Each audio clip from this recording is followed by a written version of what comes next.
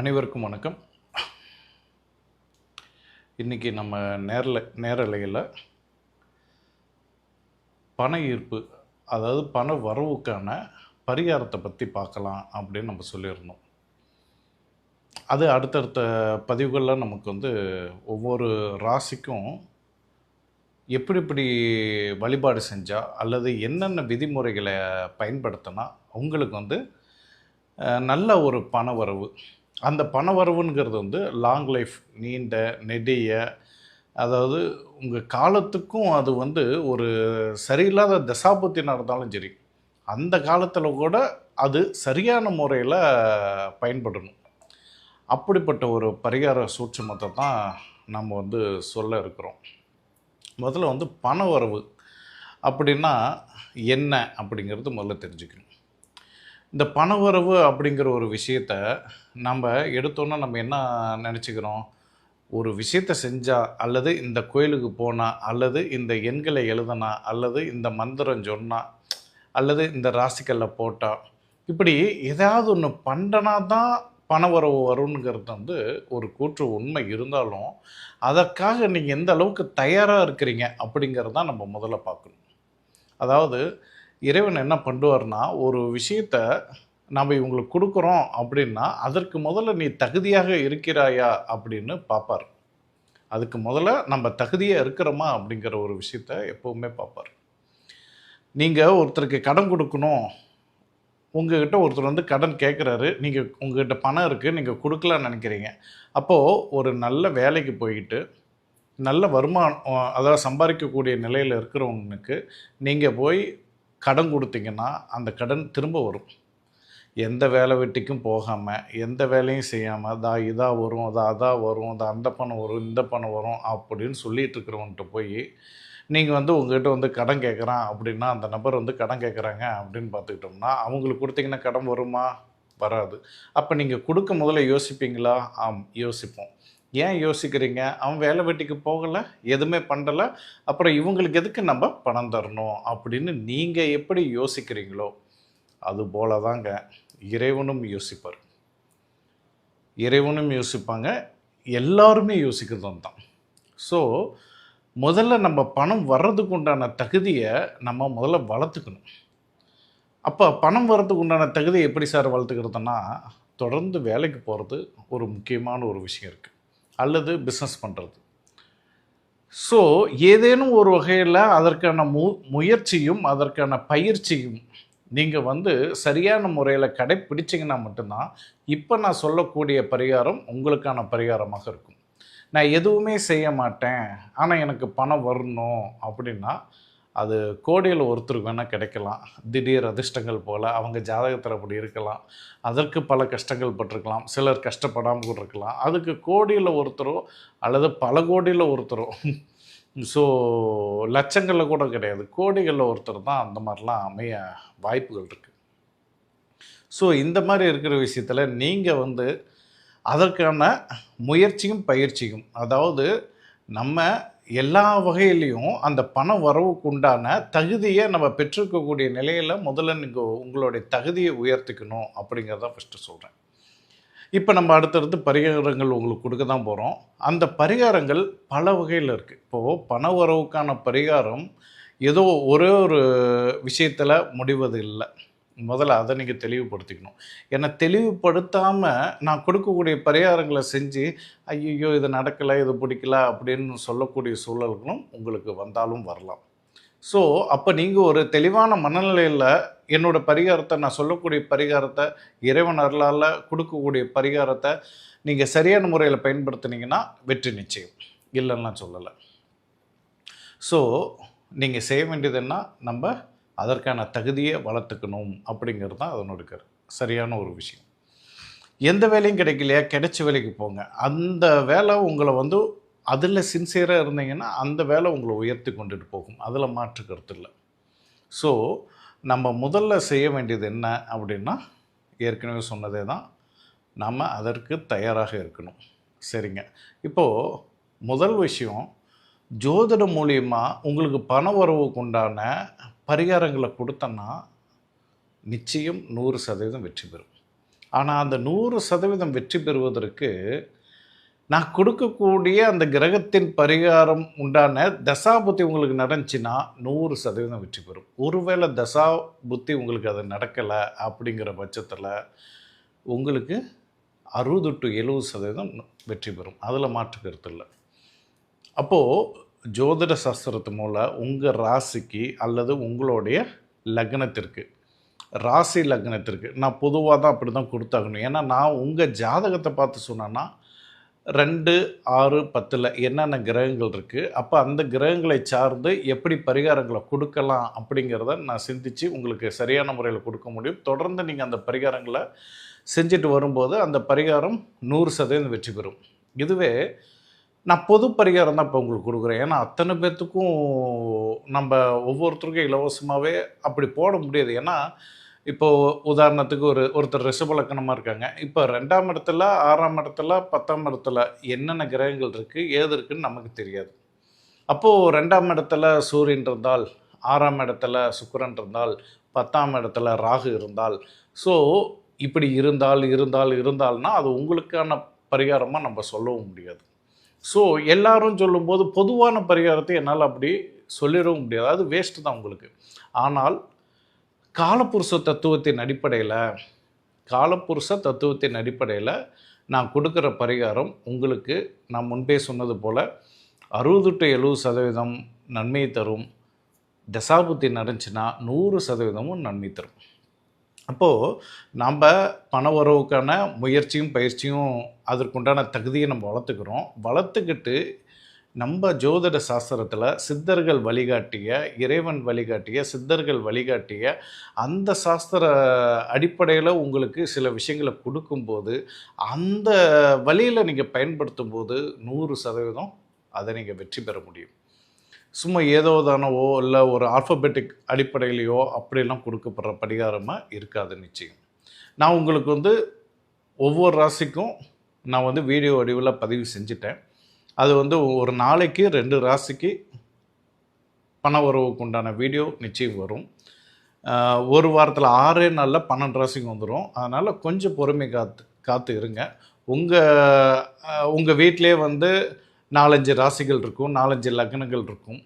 So எப்படி பார்த்துக்கிட்டாலுமே நீங்கள் அந்த உங்கள் மகனுக்கோ மகளுக்கோ உங்கள் மனைவிக்கோ உங்கள் கணவனுக்கோ இல்லை உங்கள் அப்பாவுக்கோ உங்கள் அம்மாவுக்கோ, ஸோ எப்படி பார்த்தாலும் ஒரு குடும்பம்னா மேக்ஸிமம் 5-6 ராசிகள் வந்துடும். அப்படி 5-6 ராசிகளுக்கும் அவங்களுக்கு நீங்கள் இந்த பதிவை ஷேர் பண்ணி விடலாம் அல்லது தகவலை தெரிவிக்கலாம். இந்த மாதிரி பண்ணிகிட்டே வாங்க, தொடர்ந்து நிச்சயம் வெற்றி பெறும். அப்போது காலப்புருஷ தத்துவத்தின் அடிப்படையில் 2, 6, 10 விதிகளின் அடிப்படையில் எந்த தெய்வத்தை நீங்கள் தொடர்ந்து வழிபாடு பண்ணிக்கிட்டு இருந்தீங்கன்னா உங்களுக்கு பண வரவு கிடைக்கணுங்கிறத நான் பதிவு செஞ்சிடறேன். இது ஒரு வழிங்க. இந்த வழி தான் பிரதான வழி. இந்த வழி எந்த விதத்துலேயும் சந்தேகமே இல்லை, அது 100% நல்ல ஒரு பலனை நிச்சயம் கொடுக்கும். அடுத்தது பார்த்துக்கிட்டோம்னா எண்கள். இந்த எண்கணிதம் நிறைய பேர் மணிக்கட்டில் எழுதுங்க, கையில் எழுதுங்க, கழுத்தில் எழுதுங்க, சில பேர் முகத்திலலாம் எழுதிட்டு இருக்கிறாங்க, சில பேர் காலில் எழுதிட்டு இருக்கிறாங்க, சில பேர் நோட்டில் எழுதிட்டு இருக்கிறாங்க. இந்த மாதிரி எண்கள் பல வகையில் சொல்லிட்டு இருக்கிறாங்க. அந்த எண்கள்லாம் எதன் அடிப்படையில் கொடுக்குறாங்க அப்படிங்கிறது உண்மையிலுமே எனக்கு தெரியாது. ஏன்னா எல்லாமே ஒரு 6 டிஜிட், 8 டிஜிட், 10 டிஜிட் இப்படிங்கிற நம்பர், சில 3 டிஜிட், 2 டிஜிட் அப்படின்ட்டு வருது. ஸோ உங்களுக்கு அதன் மேலே நம்பிக்கை இருந்ததுன்னா தாராளமாக அதை எழுதுங்க. அதில் நான் எந்த வித தலையீடும் பண்ணலை. ஆனால் இப்போ நான் கொடுக்குற அந்த எண்கள் எப்படி இருக்கும் அப்படின்னு பார்த்திங்கன்னா, அதுவும் உங்கள் ஜாதக ரீதியாக தான் இருக்கும். உங்கள் ஜாதக ரீதியாக எந்தெந்த எண்களை நீங்கள் தொடர்ந்து பயன்படுத்தி வரும்போது, இந்த எண்களை நீங்கள் தொடர்ந்து நீங்கள் என்ன பண்ணலான்னா உங்கள் ஏடிஎம் பின் நம்பரை கூட பயன்படுத்தலாம். அல்லது ஏன்னா ஏடிஎம் பின் நம்பரை அடிக்கடி நீங்கள் பயன்படுத்தும் போது அந்த பணவரவு அங்கே தான் வேலை செய்யுது. அதுக்கடுத்து எதில் பண்ணால் டெய்லியும் அந்த நம்பரை இயக்கிறதுக்கு நீங்கள் உங்கள் ஸ்க்ரீன் லாக் இருக்குது பார்த்தீங்களா, 4 டிஜிட் இல்லைனா 6 டிஜிட், அந்த எண்களில் இந்த எண்களை பயன்படுத்தலாம். அப்போ அடிக்கடி அந்த எண்களை பயன்படுத்திகிட்டே இருக்கும்போது என்ன நடக்கும்னா அந்த கிரகங்கள் அங்கே ஆக்டிவேட் ஆகிட்டே இருக்கும். அந்த கிரகங்களை நம்ம எண்கள் மூலிமா நம்ம தொடர்பு கொள்கிறோம். அப்படி தொடர்பு கொள்ளும்போது என்ன ஆகுதுன்னா உங்களுக்கு அந்த எண்களை அடிக்கடி பயன்படுத்திகிட்டு இருக்கும்போது உங்களுக்கு திங்கிங் எல்லாமே அந்த எண்கள் மேலே, அந்த செயல்கள் மேலே இருக்கும். அதனால் அதனுடைய பவர் கூடிக்கிட்டே இருக்கும். அப்போ உங்களுக்கு வர வேண்டிய பணங்கள் அதன் மூலியமாகவும் கிடைக்கும். ஸோ இது மாதிரியும் நீங்கள் எண்கள் மூலியமாகவும் பயன்படுத்தலாம். அடுத்தது நட்சத்திரங்கள். ஜோதிடத்தில் நம்ம வீடுகளின் அடிப்படையிலையும் பண உறவுக்கு உண்டான பரிகாரம் எடுக்கலாம். அதுக்கு அடுத்து பார்த்துக்கிட்டோம்னா, நீங்கள் என்ன நட்சத்திரம், உங்கள் லக்னம் நின்ற நட்சத்திரம் என்ன, உங்கள் ராசி நின்ற நட்சத்திரம் என்ன, இதன் அடிப்படையில் எந்த நட்சத்திரத்தை நம்ம வந்து பண வரவுக்கு உண்டான நட்சத்திரமே இருக்குது. ஸோ அந்த பண வரவுக்காக மட்டும் அந்த நட்சத்திரத்தோட பரிகாரங்கள், கோவிலுக்கு செல்வதோ அல்லது அந்த தெய்வத்தை வழிபாடு பண்ணுவதோ அல்லது அந்த எண்களை இயக்குவதோ, இப்படி அதையும் இயக்குவதன் மூலிமா உங்களுக்கு 100% இந்த பண வரவுங்கிறது நிச்சயம் இருக்கிறது. 4வதாக தாந்திரிகம். இந்த தாந்திரிகம்ங்கிறது வந்து பல வகையில் சொல்லப்படும். உங்கள் வீட்டில் இருக்க பொருள்களை வைத்தே, சில மூலிகை பொருட்களை வைத்து தாராளமாக உங்கள் பண வரவுகளை நீங்கள் அதிகரிக்க முடியும். ஸோ அப்போவும் அந்த எல்லாத்துக்குமே அடிப்படை இந்த கிரகங்கள் தான். அந்த கிரகங்களின் வழியே நம்ம சித்தர்கள் பல விஷயங்களை சொல்லிட்டு போயிருக்காங்க. அதை நம்ம கொஞ்சம் பயன்படுத்த ஆரம்பிச்சிட்டோம்னாவே ரொம்ப சிறப்பாக இருக்கும். அதுக்கு அடுத்தது பார்த்துக்கிட்டோம்னா மந்திரம்.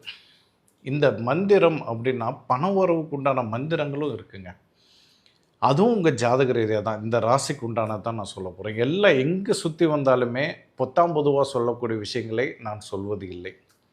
பொதுவாக இதை மட்டும் செய், இதை செய்யாத அப்படின்னு நான் சொல்ல போகிறது கிடையாது. எல்லாமே காலபுருஷ தத்துவத்தின் அடிப்படையில் உங்களுக்கு ஒவ்வொரு ராசிக்கும் இந்தந்த மந்திரங்களை தொடர்ந்து சொல்லிக்கிட்டு வாங்க. உங்களுக்கு நிச்சயம் பண உறவுக்கு உண்டான விஷயமா இருக்கும். அதுக்கு அடுத்தது திதியின் வழிபாடு. எப்போவுமே ஒரு ஜாதகத்தில் நீங்கள் திதியை பிடிச்சிட்டிங்கன்னா நிதியை பெற்றுடலாம். திதியோட பவரே நிதியோட முக்கியத்துவத்தை கூட்டுவதாகத்தான் இருக்கிறது. ஸோ நீங்கள் பிறந்த திதி என்ன, இதை மட்டும் பாருங்கள். ராசியின் அடிப்படையில் கொடுக்கல, நீங்கள் பிறந்த திதியின் அடிப்படையில் நான் கொடுக்குறேன். அப்போ நீங்கள் பிறந்த திதி என்ன, அந்த பிறந்த திதி என்னங்கிறத நீங்கள் தெரிஞ்சு வச்சுக்கோங்க. நான் கொடுக்கக்கூடிய அந்த பரிகாரத்தில் இந்தந்த திதிக்கு இந்தந்த வழிபாடு போய் செஞ்சிட்டே இருங்க. மாதம் ஒரு முறை நீங்கள் வளர்பிறையாக இருந்தாலும் வளர்பிறை, தேய்பிறையாக இருந்தாலும், இப்போ வளர்பிறை சதுர்த்தியில் ஒருத்தர் பிறந்திருக்காங்க அப்படின்னா வளர்பிறை சதுர்த்தியில் தான் மாதம் ஒரு முறை வழிபாடு பண்ணணும். தேய்பிறை சதுர்த்தினா தேய்பிறை சதுர்த்திக்காரங்க தான் அதில் வழிபாடு பண்ணணும். ஸோ நான் 2 சதுர்த்தியும் பண்ணுறேன் அப்படிங்கிறது தேவையில்லை. ஸோ வளர்பிறை தேய்பிறை அப்படிங்கிறதையும் குறித்து வச்சுக்கோங்க. உங்கள் திதியை பிடித்து பாருங்கள், உங்கள் வாழ்க்கையே மாறும். அதாவது ஒரு ஜாதகத்தில் இருக்க சூட்சம் என்னென்னா, முக்கியமான விஷயமும் திதி, இன்னொன்று நட்சத்திரம். இது 2 விஷயம்தான் ரொம்ப ரொம்ப முக்கியமானது. உங்கள் நட்சத்திரத்தை கொண்டு உங்கள் கர்மாவை குறைக்கலாம், உங்கள் திதியை கொண்டு நிதியை பிடிக்கலாம், உங்கள் நிதிநிலையை உயர்த்தலாம், உங்கள் மதியை உயர்த்தலாம், உங்கள் அறிவாற்றலை உயர்த்தலாம். எல்லாத்தையுமே அந்த மதி மூலயமா உங்களுக்கு அந்த கொடுப்பனையே இல்லைனாலும் அந்த கொடுப்பனை உருவாக்கக்கூடியது திதிகளில் உள்ள சூட்சங்கள் தான். ஸோ அந்த திதியை நம்ம சரிவர பயன்படுத்திக்கணும்.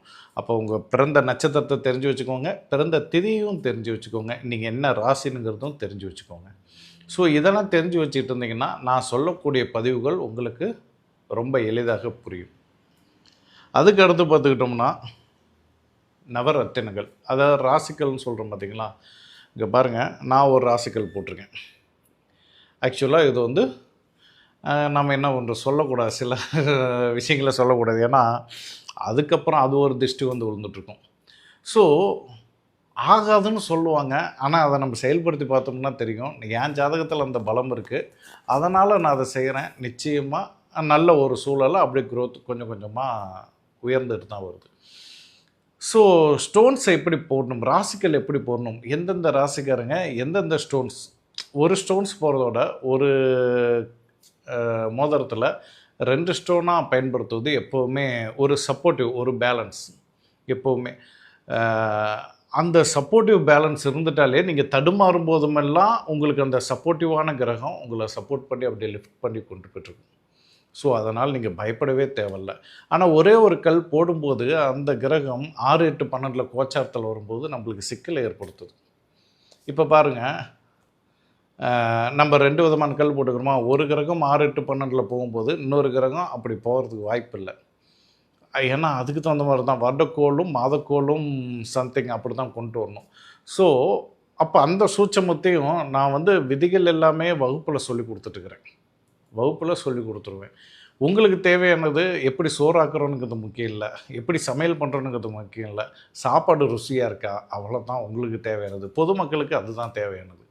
ஸோ அந்த விஷயத்தை எப்படி இப்படியெல்லாம் பயன்படுத்தலாம் இந்த ராசி கற்களை கொண்டு. ஸோ இந்த மாதிரிலாம் ஒரு விஷயம் 2 விஷயம் இல்லைங்க, மொத்தம் 7 to 8 பார்ட் வீடியோவாக வரும். இப்போது ஃபஸ்ட்டு ஒரு பார்ட் வீடியோ வரும், அதுக்கு அடுத்து வந்து மந்திரங்கள் ஒரு பார்ட் வீடியோ வரும், பார்ட் 1, பார்ட் 2, பார்ட் 3 அப்படின்னு சொல்லிட்டு பார்ட் 8 வரைக்குமே கிட்டத்தட்ட உங்களுக்கு இத்தனை வகையான அத்தனையுமே பண வரவுக்கு உண்டானது தான், வேறு எதுவுமே கிடையாது. இது அத்தனையும் தாண்டி நீங்கள் செய்யக்கூடிய முக்கியமான விதிகளும் இருக்குதுங்க. அது என்ன அப்படின்னு பார்த்துக்கிட்டோம்னா, எப்போ வீடியோ பேசிகிட்டு இருக்கிறேன்னு சொல்லு, நீங்களே பார்த்துக்கோங்க. அதனால் என்ன ஒரு விஷயம் அப்படின்னு பார்த்துக்கிட்டோம்னா, என்ன விஷயம் பேசிகிட்டு இருந்தோம், அதுக்குள்ளே டிஸ்டர்ப் பண்ணிட்டாங்க. Right, okay. நம்ம பார்ட் 8 வீடியோ உங்களுக்கு கொடுத்துட்றேங்க. நீங்கள் செய்ய வேண்டியது அதுக்கு அடுத்தது பிரதானமாக ஒரு சில விஷயங்கள் இருக்குது. ஏன்ப்பா ஒரு 10 நிமிஷம் ஆகும்னு சொல்லி. அதனால் இப்போது என்ன நம்ம தெரிஞ்சுக்கணும் அப்படின்னு பார்த்துக்கிட்டோம்னா, பாருங்கள், இதுக்கே ஏகப்பட்ட தடைகள் வருது. இப்படி தான் நிறைய தடைகள் வரும். அதை தான் இப்போ நான் சொல்ல வரேன். முக்கியமாக எப்போதுமே பண வரவுக்கு தேவையானது என்னென்னா, நீங்கள் எப்போவுமே கமகமகம்னு வாசனையோடு இருக்கணும். அப்போ வாசனையோடு இருக்கணும்னா நம்ம என்ன செய்யணும், எப்போதுமே ஒன்று ஜவ்வாதை பயன்படுத்தலாம், முடிஞ்ச அளவுக்கு 2 முறை குளிப்பது நல்லது. ஜவ்வாதுகள் அதிகம் பயன்படுத்தலாம். அப்படி இல்லை என்றால் நீங்கள் பர்ஃப்யூம் நல்லா நீட்டாக நல்லா உங்களை வந்து கவரக்கூடிய அளவுக்கு நீங்கள் எப்போவுமே இருக்கணும். உங்கள் கல்லாப்பெட்டியில் அல்லது உங்களுடைய நீங்கள் வீட்டில் பீரோவில் வைக்கக்கூடிய பணம் வைக்கக்கூடிய இடத்துல இந்த மாதிரி இடங்களில் என்னென்ன பொருட்களை வைத்தால் இன்னும் சிறப்பாக இருக்கும், அந்த பணத்தை ஈர்த்து கொடுக்கும். அப்போ வாசனை திரவங்கள் நம்ம வாழ்க்கையில் ரொம்ப ரொம்ப முக்கியமானது ஒன்று. நம்ம உடம்புல ஒரு துர்நாற்றம் அடிச்சதுன்னா நம்ம பக்கத்தில் இருக்கவங்க கூட, நம்ம நண்பர்களோ அல்லது மனைவியோ அல்லது குழந்தைகளோ கூட பக்கத்தில் நெருங்க மாட்டாங்க. அப்படி இருக்கிற பட்சத்தில் லட்சுமி கடாட்சனுங்கிறது சுத்தமாக இருக்காது. அப்போ எப்போதுமே நம்மளை தூய்மையாக வச்சுக்கிறது தான் ரொம்ப ரொம்ப முக்கியமான விஷயம். ஸோ அதை நீங்கள் கொஞ்சம் டெவலப் பண்ணிக்கோங்க. அடுத்த ஒரு விஷயம் பார்த்துட்டோன்னா, எப்போவுமே முடிஞ்ச அளவுக்கு பாசிட்டிவிட்டியாக திங்க் பண்ணுங்கள். இப்போ வந்து அதாயிருமா, இதாயிருமா, அப்படியாயிருமான்னு எச்சரிக்கையோடு இருக்கிறது நல்லது, இல்லைன்னு சொல்லலாம். ஆனால் நீங்கள் பாருங்கள், ஒவ்வொரு விஷயம் நினச்சி பாருங்கள். இப்போது காலையில் கூட ஒரு கிளைண்ட்டு ஃபோன் பண்ணி பேசினார். நீங்கள் குடுக்கல் வாங்கல்லாம் அதிகம் வச்சுக்காதீங்க, உங்கள் ஜாதகத்தில் 2ஆம் அதிபதி வக்கரமாக இருக்குது, அதனால் வேணாங்க அப்படின்னு நம்ம ஒரு விஷயத்த சொல்கிறோம். அப்போ நீங்கள் குடுக்கல் வாங்கல் கொடுத்தீங்கன்னா 10 பேர்த்தில் 2 பேர் தான் ரிட்டர்ன் தருவான், 8 பேர் உங்களை வந்து தரவும் மாட்டான். ரெண்டாவது, நீங்கள் மீண்டும் மீண்டும் மீண்டும் பணம் கேட்டுகிட்டே இருந்தாலும் அந்த பணத்தை நீங்கள் பெறவே முடியாது. ஒரு கட்டத்தில் இப்போ இவங்ககிட்ட காசு கேட்டு பிரயோஜனமே இல்லை, அதனால் பேசாமல் நம்ம விட்டுருவோம் அப்படிங்கிற ஒரு மனநிலைக்கே நம்ம வந்துடுவோம். புரியுதுங்களா? அப்போது இந்த மாதிரி அமைப்பு உள்ளவங்க குடுக்கல் வாங்கலே வச்சுக்கூடாது. என்னதுங்க, 2ஆம் அதிபதி வக்ரம் பெற்றால் ஒரு டிப்ஸு உங்களுக்கு ஃப்ரீயாக கிடைக்குது. அப்போது 2ஆம் அதிபதி வக்ரம் பெற்றால் குடுக்கல் வாங்கலே வச்சுக்கூடாது. உங்களால் பணத்தையே கொடுத்த பணத்தை ரிட்டன் வாங்கிறது கஷ்டம். 10 பேர்த்தில் 2 பேர் தான் கொடுப்பான், 8 பேர். அப்போது இந்த மாதிரி விஷயங்களை கவனிக்கணும். அப்போது நான் இதை சொல்கிறேன். அப்போ அவர் இம்மிடியேட்டாக என்ன சொல்கிறாரு, இது மாதிரி கொடுத்து என்கிட்ட வராத பணம்லாம் ஏகப்பட்டது இருக்குங்க, ஒரு கட்டத்தில் நான் விட்டுட்டேன் கேட்குறதே அப்படிங்கிற ஒரு சூழலுக்கு தள்ளப்படுறாங்க. ஸோ அப்போது ஆனால் இன்னொரு விஷயம் அவர் சொன்னார். என்ன சொன்னார்னா, நான் பணம் கொடுக்கும்போதே நினச்சேங்க, இவங்ககிட்ட பணம் கொடுத்தேன்னா ரிட்டன் சத்தியமாக வராது, அப்படி இருந்தும் கொடுக்க வேண்டிய நிர்பந்தத்துக்கு தள்ளப்பட்டுட்டேன், ஆனால் கொடுக்கும்போதே நினைத்தேனுங்கிறது மட்டும்தான் இங்கே நம்ம நோட் பண்ணுற ஒரு விஷயம். அப்போ கொடுக்கும்போதே வராதுங்கிற ஒரு முடிவில் நீங்கள் கொடுத்தீங்கன்னா பணம் எப்படி வரும்? வராது. அப்போது இங்கே தான் உங்களுடைய திங்கிங்லாம் ரொம்ப பாசிட்டிவாக வச்சுக்கோங்க அப்படிங்கிறது சொல்கிறதுக்கு உண்டான அர்த்தம். மேக்ஸிமம் நெகட்டிவிட்டியை நிராகரிச்சிடுங்க. அதாவது எப்போவுமே வந்து நெகட்டிவிட்டி இதாயிரும்லாம் நினச்சிட்டே இருக்காதீங்க. அப்படி நீங்கள் நினச்சிட்டே இருந்தீங்கன்னா உங்கள் வாழ்க்கை அதுவாக தான் வரும். ஒரு விஷயம் உங்கள் மனசில் என்ன விதைக்கிறீங்களோ அதுதான் முளைக்கும். நெல் போட்டால் நெல் முளைக்குது, புல் போட்டால் புல் தான் முளைக்கும். அப்போ உங்கள் மனசில் பாசிட்டிவிட்டி விதைச்சிட்டு இருந்தீங்கன்னா பாசிட்டிவாகவே உங்கள் வாழ்க்கை நடக்கும்.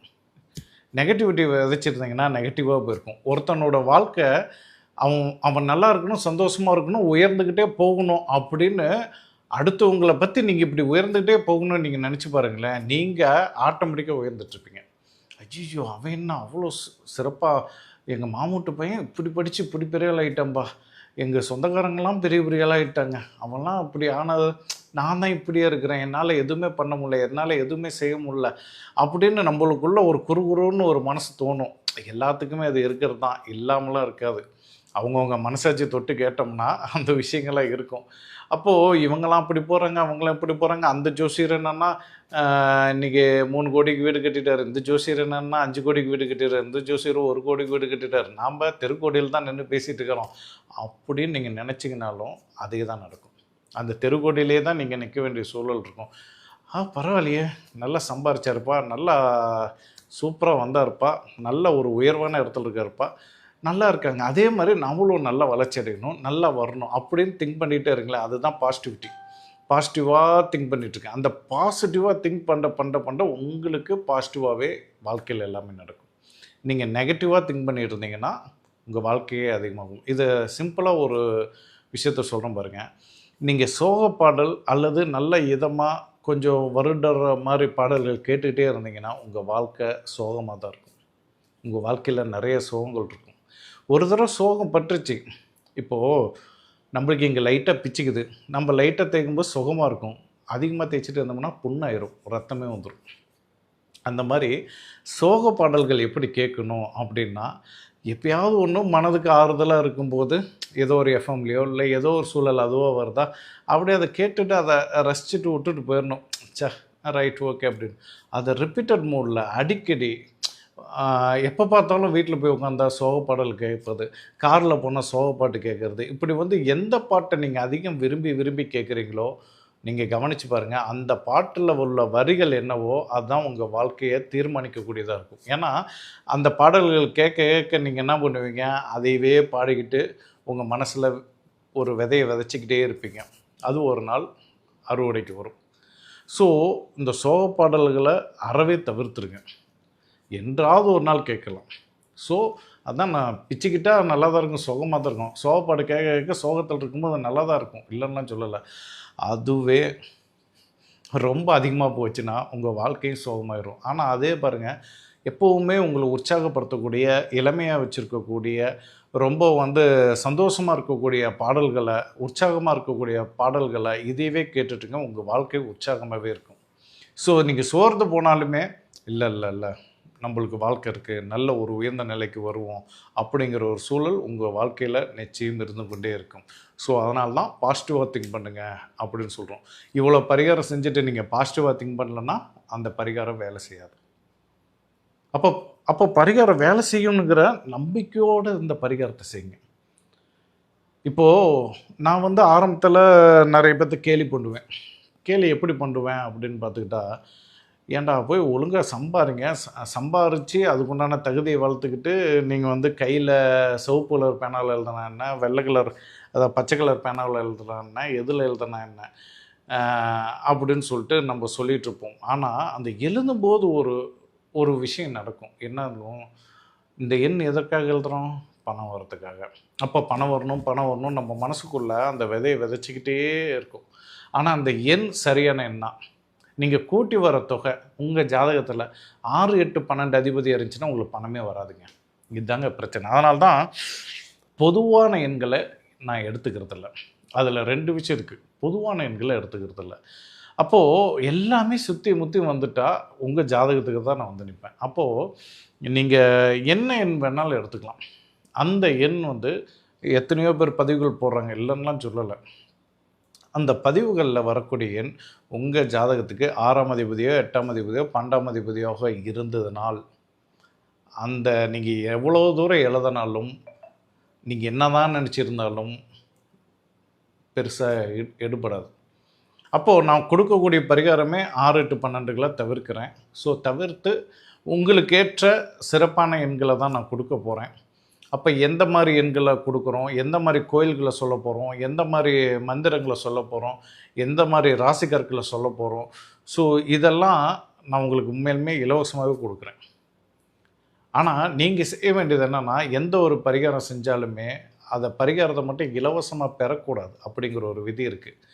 ஸோ ஏதோ ஒரு கோயிலுக்கு நீங்கள் போகிறீங்க, என் பேரில் ஒரு அர்ச்சனை பண்ணுங்க, அல்லது என் பேரை சொல்லி ஒரு 2 பேத்துக்கு தானம் போடுங்க, தானம் தரம் பண்ணுங்கள், சாப்பாடு கொடுங்க, அல்லது அந்த கோயில் உண்டியில் ஒரு 10 ரூபா கொடுத்துட்டு வாங்க. இது மாதிரி இந்த பரிகாரம் செய்கிறோம். குருஜி குருராஜா வந்து இந்த பரிகாரம் கொடுத்தாரு. அந்த பரிகாரத்துக்கு நான் வந்து அந்த பரிகாரம் கொடுத்துருக்காங்க. அதுக்கு அவர்கிட்ட என்னால் காசு கொடுக்க முடியல. அதனால் வந்து இந்த பரிகாரத்தை நான் வந்து செய்ய போகிறேன். அதுக்கு தட்சணையாக இந்த இறைவன்கிட்டே ஒப்படைக்கிறேன். அப்படி கொடுங்க, தப்பு இல்லை. ஆனால் ஒரு 2 பேருக்கு சாப்பாடு, 2 நபர்களுக்கு நல்லா சாப்பாடு கொடுத்து நீங்கள் அப்படி கொடுத்து பாருங்களேன், ரொம்ப சிறப்பாக இருக்கும். ஸோ ஏதேனும் ஒரு வகையில் இந்த பரிகாரத்துக்கு ஒரு தட்சணை நீங்கள் கொடுத்துருங்க. அதுக்கு அடுத்தது முக்கியமானது இந்த 2ஆம் இடம்ங்கிறது ஜாதகத்தில் இந்த முகம் சொல்லக்கூடியதுங்க. இந்த முகம் அப்படிங்கிறது இது தலை, அது வந்து முதலிடம். 2ஆம் இடங்கிறது முகம், 3ஆம் இடம் வந்து கழுத்து, தோள்பட்டை, கைகள். ஸோ இப்போ நம்ம என்ன பண்ணுறோம், இந்த 2ஆம் இடத்தை தான் இயக்க போகிறோம். அப்போது 2ஆம் இடத்தை இயக்கும்போது உங்கள் முகம் எப்போவுமே சிறப்பாக இருக்கணும். ஏன்னா அந்த முகத்தை நீங்கள் எப்போவுமே ஒரு பரதேச கோலத்தில் ஒரு சிலர் வச்சுருந்தா பணம் அதிகமாக வரும். அது ஜாதகத்தில் குறிப்பிட்டு சொல்ல போனால் கேது பகவான் இருந்தாருன்னா, நீங்கள் அழகாக தாடி விட்டுட்டு அந்த தாடியுமே கொஞ்சம் ஸ்டைலிஷாக ஒதுக்கிக்கிட்டு நீங்கள் இருந்தீங்கன்னா 100% அந்த தாடியை பார்த்தாவே நல்லா இருக்கணும். ஆனால் பரதேசி கோலத்தில் ஒரு மாதிரி அலங்கோலமாக இருக்கக்கூடாது. ஆனால் அந்த தாடியவே அழகாக வச்சுருந்தீங்கன்னா அதுவும் உங்களுக்கு வெற்றி தான் கொடுக்கும். அந்த கேது இல்லாத மற்ற அத்தனை பேர்த்துக்குமே நீட்டாக அழகாக முகத்தை எந்த அளவுக்கு வச்சுக்கணுமோ அந்த அளவுக்கு நம்ம வச்சுக்கணும். ஸோ அதனால தான் 2 நேரம் குளிக்கணும் அப்படிங்கிறதும், அடிக்கடி முகம் கழுவணும் அப்படிங்கிறதும் நம்ம சொல்லக்கூடிய ஒரு முக்கியமான பரிகாரம். அதுக்கு அடுத்தது இந்த 2ஆம் இடம் தான் வாய். அப்போது நம்ம பேசுகிற பேச்சுக்கள், அப்போ நீங்கள் அதிகமாக பொய் சொல்லிக்கிட்டே இருக்கிறீங்க, அதிகமாக கொடுத்த வாக்கே காப்பாற்றாமல் இருக்கிறீங்க. கொடுத்த வாக்கை பொய் சொல்கிறவங்களுக்கும் சில கிரக அமைப்புகள் இருக்குது, அதை நான் சொல்ல விரும்பலை. ஏன்னா அதையவே பிடிச்சிக்கிட்டு அதிகமாக பொய் சொல்லிகிட்ருப்பாங்க. அது வந்து என்ன சொல்கிறது, எல்லாத்துக்கும் புறம்பானது. அதனால் நம்ம அதை சொல்ல விரும்பலை.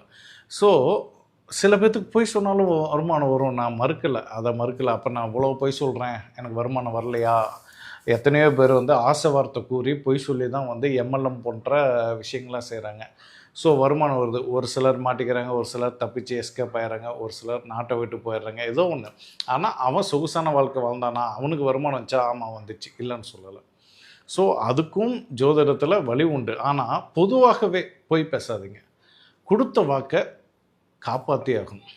ஏன்னா இந்த வாக்கு யார் நல்லா காப்பாற்றிட்டு இருக்காங்களோ அவங்களுக்கு 100% வருமானம் தடையில்லாமல் வந்துட்டுருக்கு. 3வது விஷயம், பொய். இந்த புரளின்னு ஒன்று இருக்குது. நமக்கு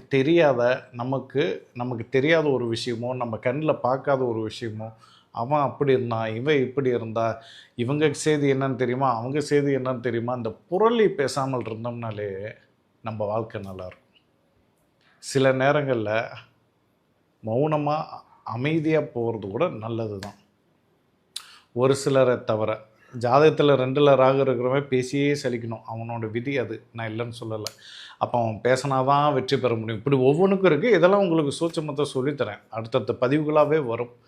ஒவ்வொன்றுமே பதிவுகள் கொடுக்கத்தான் இருக்கிறேன். ஃபேஸ்புக்லேயும் வரும், யூடியூப்லேயும் வரும், இன்ஸ்டாகிராம்லேயும் வரும், 3லேயுமே சேர்ந்து தான் வருது. ஸோ நீங்கள் எந்த வலைதளங்களில் இருந்தாலும் சரி, நீங்கள் அதில் பார்த்து நீங்கள் தெளிவடைஞ்சிக்கலாம். ஸோ நம்ம ஜோதிட வகுப்பு இலவசமாக தான் கொடுத்துட்ருக்குறோம். எல்லாத்துக்கும் தெரிஞ்சுக்கிட்டுன்னு. ஆனால் அதுக்கு ஒரு ரெஸ்ட்ரிக்ஷன் கொடுக்குறேன். எல்லாத்துக்கும் தெரியட்டுன்னு சொல்லிட்டு பேசாமல் யூடியூப்லேயே பேசிட்டு போயிடலான்னு கூட சில நேரங்களில் தோணும். ஆனால் இருந்தாலும் அது பல பேர் பலவிதமாக சேரக்கூடாதவங்க கைக்கெல்லாம் சேர வேணாம். அது விமர்சனத்துக்குள்ளாகும். தேவையில்லாமல் அதை நகைப்புக்கு கொண்டுட்டு போவாங்க. யார் யாருக்கு என்னென்ன கொடுக்கணுமோ அவங்கவுங்களுக்கு தான் அது கொடுக்கணும். ஸோ அதனால தான் நம்ம இலவச இப்போ ஒவ்வொரு பேட்சாக நம்ம பண்ணி கொண்டுட்டு போயிட்டுருக்குறோம். ஃப்யூச்சரில் சொல்ல முடியாது, அதுவும் யூடியூப்பில் பேசாமல் ஃப்ரீயாகவே பண்ணிட்டு போயிடலாமே அப்படின்னு கூட பண்ணலாம், சொல்ல முடியாது. ஸோ எல்லாத்துக்கும் ஒரு காலம் இதெல்லாம் வரும். அப்போது இந்த பேச்சு இருக்குது பார்த்திங்களா, இந்த நாக்கு, பேச்சு, இந்த பல்வரிசை வச்சே கூட உங்கள் வருமானம் எப்படி இருக்குன்னு சொல்லிடலாம். பல்வரிசை வச்சு கூட உங்கள் வருமானம் எப்படி இருக்குன்னு சொல்லலாம். அப்படி ஒவ்வொரு விஷயங்களும் அந்த முகத்தை வச்சு, முகத்தை எப்போவுமே நீங்கள் க்ளீனாக நாக்கு, முகம் எல்லாத்தையும் எந்த அளவுக்கு நீங்கள் சுத்தமாக, சொல்லப்போனால் கண், ஸோ எல்லாத்தையும் நீங்கள் எந்த அளவுக்கு வசீகர தோற்றத்தோடு வச்சுக்கிறீங்களோ அந்த அளவுக்கு உங்களுக்கு பணம் வந்து கொண்டே இருக்கும். இதுதான் முக்கியமான ஒரு பொதுவான விஷயம், எல்லாத்துக்கும் பொதுவான விஷயங்கள். நான் தான் ஏற்கனவே ஒரு சிலருக்கு சொல்லிட்டேன், ஒரு சிலருக்கு பரதேசி கோலம் கூட பண வரவை கொடுக்கும் அப்படிங்கிறத சொல்கிறேன். ஸோ அதெல்லாம் 2ஆம் இடத்துல என்னென்ன கிரகங்கள் இருக்குது, என்னென்ன விஷயங்கள் இருக்குது, அதை பொறுத்து விஷயங்கள் சொல்கிறது. இந்த உலகத்தில் பாசிட்டிவிட்டியால் வளர்ச்சியடைஞ்சவங்க எத்தனையோ பேர் இருக்காங்க, நெகட்டிவிட்டிவிலையும் வளர்ச்சியடைஞ்சவங்க இருக்காங்க. அதுக்கு உங்கள் ஜாதகங்களில் அந்தந்த கிரகங்கள் வந்ததுன்னா நீ நெகட்டிவிட்டியாக இருந்தால் மட்டும்தான் வெற்றி பெற முடியுங்கிறதும் இருக்குது. ஆனால் அது எந்த காலத்துலேயும் என்னிடமிருந்து வராது. ஏன்னா அப்படி சொல்லி நம்ம மக்கள்கிட்ட வந்து தவறான செய்தி இல்லை, தவறான ஒரு சமூகத்தை கொண்டுட்டு போய்க்கூடாது. நமக்கு ஒரு ரெஸ்பான்சிபிலிட்டி இருக்குது. நம்மளும் எந்த மாதிரி ஒரு சமூகத்தை வடிவமைக்கணுங்கிறது இருக்குது. இந்த சினிமாக்காரங்க மாதிரி எல்லாத்தையும் நான் ஓப்பனாக காட்டுவேன்னு சொல்லிட்டு எல்லாத்தையும் காமிச்சு நாளைக்கு அவங்க குழந்தையும் அந்த படத்தை பார்த்து கெட்டு சீரழிவுன்னு விதி இருந்ததுன்னா அதை யாராலையும் மாற்ற முடியாது. ஸோ அதுதான் கர்மான்னு சொல்லக்கூடியது. அந்த கர்மாவை நம்ம சேர்க்க விரும்பல. நல்ல கர்மாவை சேர்த்து நல்லவைகளை செய்து நிச்சயம் ஒரு நல்ல ஒரு உயர்வான சூழலை வழிவகுக்கலாம்.